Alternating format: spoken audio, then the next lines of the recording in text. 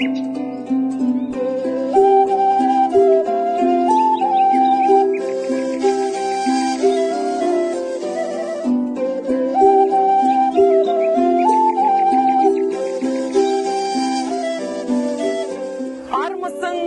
елі дана туған, ғимараты биіктеп дара тұрған, бұл қазақта Тараздан үлкені жоқ, тереңнен түп тарихы таратылған.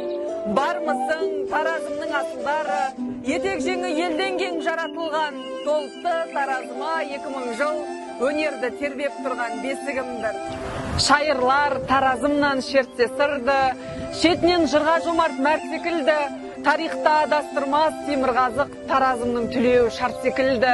Ғажайып ғимараттар бой көтерді, тойға арнап пісірілген торт секілді. Жасарып қалдау қалам жүзден асып, қайтадан сүт түзі шыққан қарт секілді.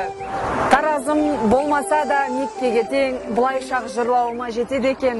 Әулиеатада тұрсам деп әрбір пенде өмірден армандаумен өтеді екен.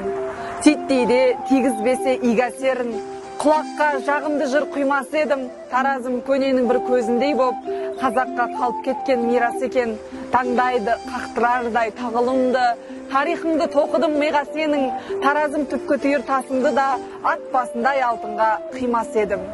Ұқсап бір ұзатылар қасаруға, қаламның шын мүсіні қашалуда.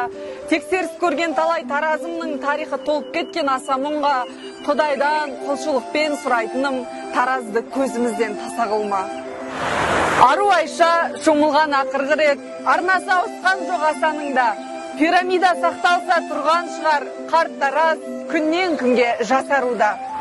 Жамбыл атаны туғызған, жомарт едің елін еткен, кешегі кенен ақын әнмен елді тербеткен, дулати өтеген, қайраттың топырағы ер жеткен, шер ағам өзі бір бөлек, сөздің майын селдеткен. Бүгінгі ұрпақ солардан сабақ алып ер жеткен, Тараздың көркі бүгінгі жайнап тұрған гүл көктем.